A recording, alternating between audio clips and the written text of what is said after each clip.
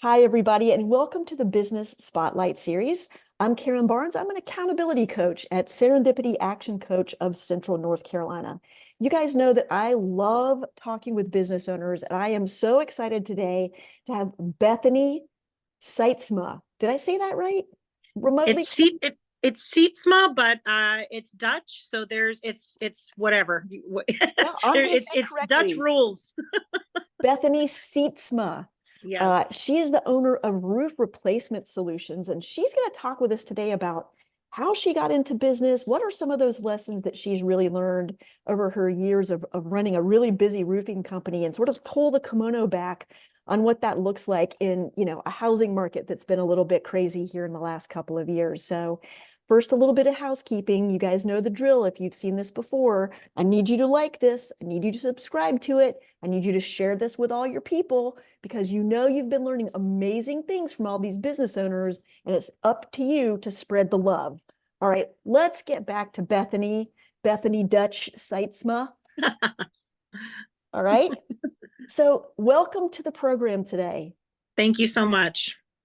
Robbie, listen, let's just dive right in. Like, tell us about the business. How long have Yeah. you been in business? What is it that you're doing? Are you the sole founder? What's your story? So and it like most business owners and entrepreneurs, it's kind of a circuitous route, right? That brings you to where you are. You don't necessarily know that that's where you're going to end up, I guess, until you find yourself there. So I have a background. I've worked for engineering companies in the past, doing some project management. Mostly, I did marketing work. I did administrative processes, ISO certification, like that kind of stuff. Mm-hmm. My husband and I relocated to North Carolina, where we're based. Um, and we had for family, okay, Mm-hmm. family Mm-hmm. purposes, we left South Florida and we came up here, and I just started work for a roofing company, and it was Roof Replacement Solutions. um, they kind of, I don't know that they necessarily understood my background, and I am a process queen, okay? Like that is, I live for those things, okay? And so we were, while I was working for the company, I was able to kind of streamline some things. There were multiple locations that had a lot of maybe bloated administration things happening. And so we were able to kind of centralize all of that a little bit, and just kind of bring that in together. And then I just got into, from there, now I'm deep in it, right? Because you can't work processes unless you understand the nature of the business, right? Absolutely. Yeah. So from there, I just began educating myself about what we do. The old owner, Ted Sullivan, um, he he had this business since 2004. Okay. Mm. So I started in 2012. We worked together for, it was 10 years. Okay. And then he was ready to retire. So, health reasons, just kind of ready to uh, take his shingle down. And it was my turn to take over. And he offered me um, uh, a business opportunity, and I decided to take it because I'd spent the last 10 years learning the ins and outs of everything. At this point in time, I felt pretty confident, in taking that next step. So that's pretty much, it was the end of 2021. So we're kind of in the height of COVID, but Mm. that wasn't a bad thing for this industry because, and that at that particular time, the interest rates were lower. The housing market was kind of in like a nice mini boom. A lot of people were sitting at home, or working from home, learning, and looking at their homes, doing repairs. It was a good time for me actually to kind of to choose to make that transition. So yeah, I mean that's a really short version of the story, but That's pretty I mean, much it. everybody's origin story could take a whole hour, Yeah, right? You yeah, know, that's awesome. I love that you started working there. You just kind of understood all the processes and had a relationship with the owner and took over, so many, a lot of the times we see thriving businesses that don't have anybody to take over. And they just, they just want to get out and sell. I mean, we just had someone last week that's got like a $1.5 million business and they just want to shut it down. And we're like, you've yeah. got a $1.5 million business. Like, why are you just going to walk away from that? Yeah, So that's having great. that I'm glad that exit worked out. strategy. I'm sorry, yeah, but no, having that exit strategy was one of the things I guess that Ted, you know, as he's handing over the keys, right, or handing it over, he's telling me about that. He's like, okay, so here you are. I know you're just beginning, but have your exit strategy, just so you know where you're headed, right? That's You know right. where you are now, but you need to know your goal and where you want to be. I'm not going to do this forever. None of us live forever. So, That's exactly, we talk with our clients about that all the time. Well, so you've been in the role of the owner now for yes. 3 years, Yeah. Yeah. Two right? and a half. Yeah. Two and a half, 3 years. So, how many hours are you now spending working in the business and working on the business? Um, well, I would say that the first year, um, it was very much in the business. There were a lot of things that I did want to change that I hadn't had the opportunity to implement yet. Right. Mhm. Um, and even though, I had been working for the company for so long, now all the reins are removed. Okay. So now I can kind of do things that I want to do. There are a lot of things I wanted to keep, but I would say now I definitely work more on the business than in the business. And I would say if I had to split my time, it would probably be closer to 50-50. I really do try to do more higher ended decision making in regards to marketing and where we're spending money and, um, you know, uh, implementation of, like we just started a new like CRM and job costing kind of system. Yep. So that kind of stuff, those have been my goals, getting certain certifications and things for the company. Yeah, I would say that role, it's taken up more of my time, I'm glad to say, because I do have good people. Those first couple years it was finding good people that would allow me to have that time. Hmm. So And you've yeah, got to have that time as the owner, as the yeah, CEO. Like no one else can do yeah, that job. Yeah. that's exactly it. So let's talk about what makes your company so special, right? Like Okay. you clearly love it. You've been there a really long time. So like, you know, what makes it unique? Like it's roofing. Like Yeah. talk to me about that. What's so special? So roofing is a very competitive business. There are a lot of roofers Mm. out there, but I would say that our goal and what I would like to do is make it more approachable and transparent, a transaction, educational, and for the homeowner experience, right? So, or business owner, right? The Hmm. I want, my goal is to have people not feel like it's it's just a quick transaction and they don't understand what's happening in their home because and they don't trust because it's contractors, and a lot of people have a really hard time finding contractors that they can trust. Mm. Everybody's on edge, they're on their guard, and I think a lot of that has to do with the fact that the contractor is not educating the homeowner, and they're not being transparent. So the more that we can bring knowledge and empower um, property owners, the better I feel it will serve everybody in the industry, not just us. Right. Hmm. So it allows people to feel more comfortable in the transaction, and we do that relationally, um, just by we're not hard salesmen, right? We're going to give you the information. We're going to talk to you about it. We're going to give you photos. We're going to say, this is what's happening. This is what we feel you should do. No, maybe you shouldn't be filing an insurance claim as much as you want to, because that's,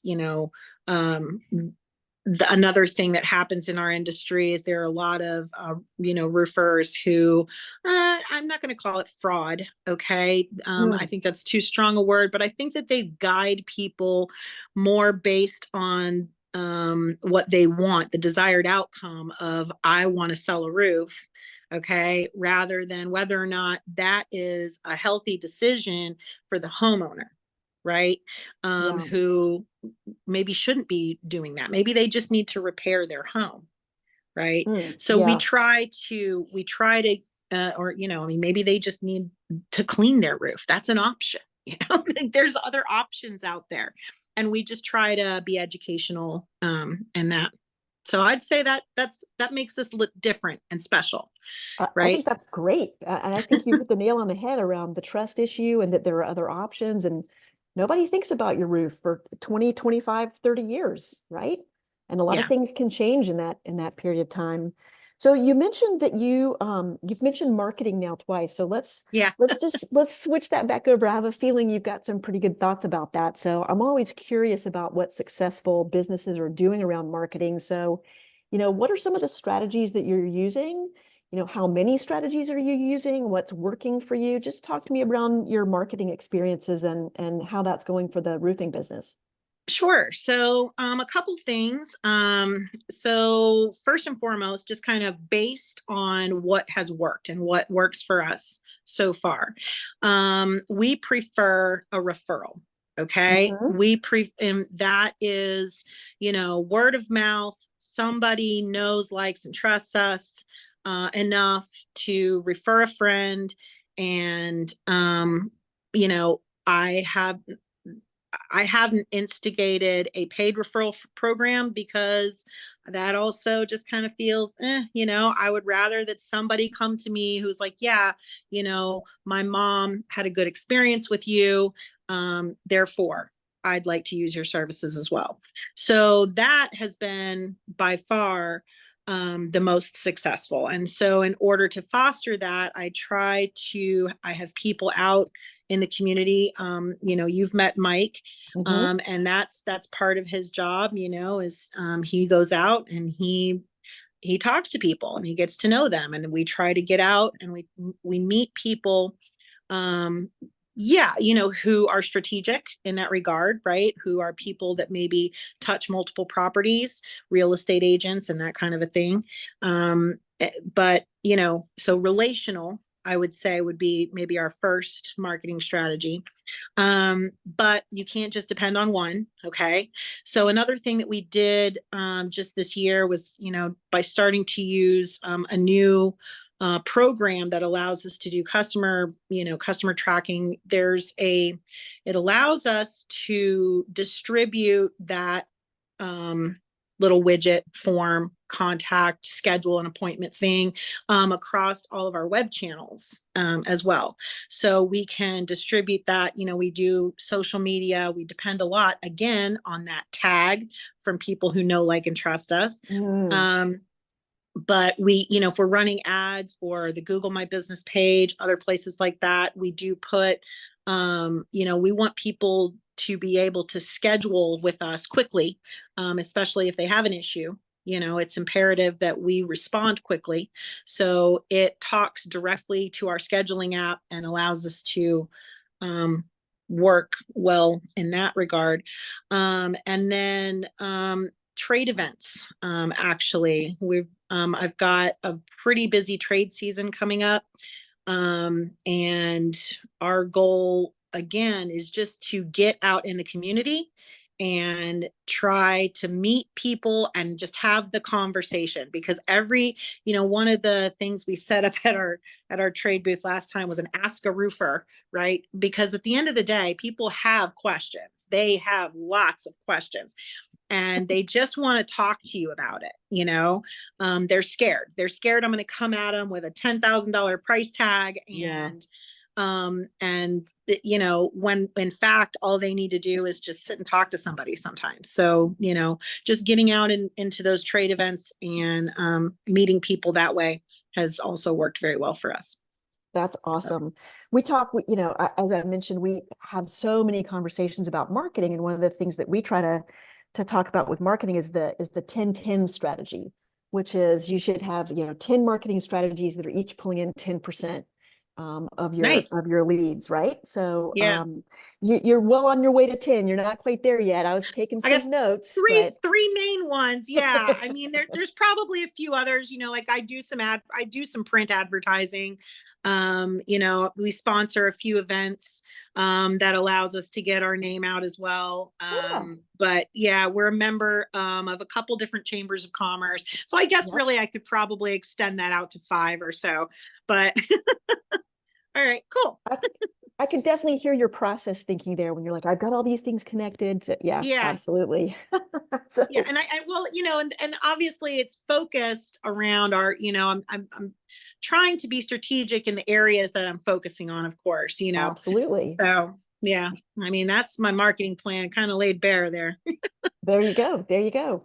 So you really, you've got such a unique perspective having worked, in the business and now you're owning the business. So like as you think about, your 10 plus 15 years or so in the roofing business and the last 2.5, 3 as the owner, like what are some of the big hurdles you've run into and how have you, jumped over those? What have you learned along the way? Um, so in this business is very seasonal, and I have known that. Mm-hmm. Okay. So I was prepared probably more than most that go into this industry, having just watched it for a number of years, knowing that, in the winter and early before the spring hits, right, you're going to be slow. That is not the time to be pulling a roof off of people's homes. So, you have to be prepared for that. And so cash flow in that regard, and those lessons, I would say it wasn't a hurdle so much as it was just more being very conscientious of that, and making sure that, I have the resources to sustain all of those marketing efforts when it's slow, because that's when you need it, right? Yeah. So, Yeah. yeah, so the seasonality, I would say, is just something to be very aware of in this industry. Um, I know a lot of northern roofers will switch and they'll be plowing snow over the winter, and Mm-hmm. Mm-hmm. that's we're lucky here in the South that we have an extended season. So, I don't have to deal with it quite as much there. And then I would say, another thing, of course, but it was always something when I worked in the business also, it's always about the people, finding the quality people for the right person for the right position, right? Yes. That's the if you've got that, and once you've got that, oh my goodness, yeah, like, I mean, I am so grateful to every single person that does what they say they are going to do when they say they're going to do it, that does it for me.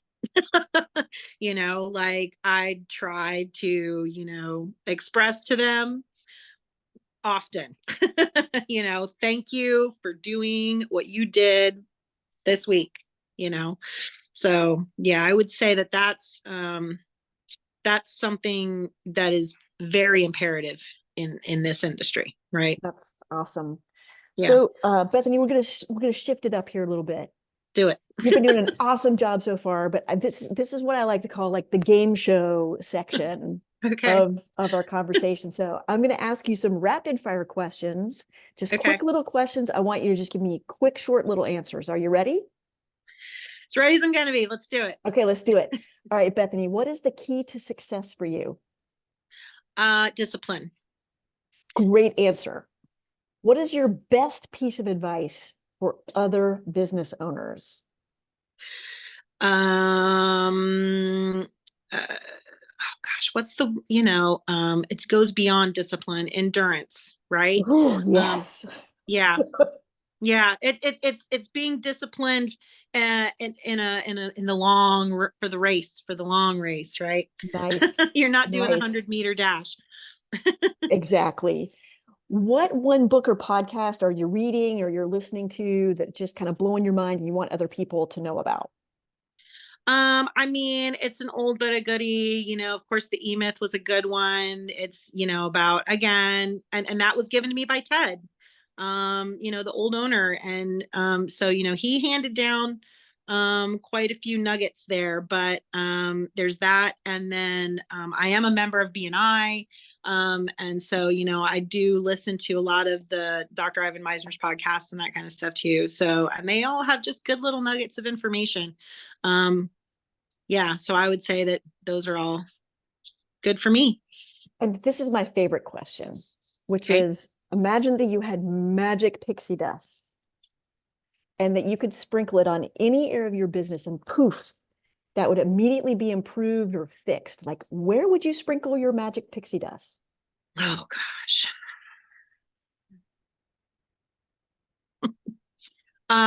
This is, I mean, it's so very industry specific though, but I'm going to tell you that insurance rates for roofers are crazy. Okay. Mm, If I could sprinkle magic pixie dust on the insurance industry and I would sprinkle some magic pixie dust on that.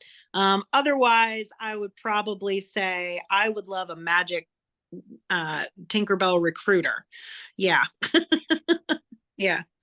I think a lot of people would like a lot of magic pixie dust to sprinkle on a lot of areas of the God, it's insurance so industry. hard. Yeah, Yeah, yeah. I yeah, mean, there's challenges in every industry, but I would say, for my business specifically, I would say, those are things that I wish that I had answers. They're larger questions that yeah. I can't control. I hear you. And our Yeah. last question, Bethany, like, what is most inspiring to you today? What's lighting you up? You know, again, it's the local community that we go out into, and I get to meet the coolest people. I get to see other business owners doing their thing, as I'm sure you do, that it's just like when you are listening to somebody share their spark, right? It is so Yeah. inspiring and it's like, I can do this. So that feels good to see other people that are going through the same struggles that you might be going through, and coming out on the other side and we're all going to be okay. That kind of, we're not alone. Yeah. So I'd say the community, definitely. Awesome. And where can we find you on social media, the web? Yeah, so it's roofreplacementsolutions.com. We've got Facebook. I haven't been Instagramming as much, but that's kind of that. I've got goals. I need to post a lot more photos. But yeah, so that's pretty much it. You can find us on the web, give us a call, come visit us here in Winston. So Fantastic. Hey, this has been great, Bethany. Thank you so much. I love your story of just like how you've transitioned from an engineer and sort of a process orientation, and you've taken that all the way through, and you've been learning not just about construction and roofing, but just like the processes of becoming a business owner. And you've got such a great growth edge, going. And if you're like most business owners that we work with, you're just beginning, like you're in it a couple years and just wait. It never stops. You'll never stop learning. And that's part of the fun and the challenge and the reason for the endurance and the discipline. that's it. Well, thank you so So much. Yeah, listen, this was a great conversation. I appreciate the opportunity. oh, my pleasure. Hey, for those of you watching, like, go check out Roof Replacement Solutions. If you need a roof, if you know someone who needs a roof, these guys, I mean, you heard them. They're making it transparent and educational and using people that you can trust to do the work. So, all right, catch us next time for more amazing lessons and advice from other inspiring business owners. Catch you next time.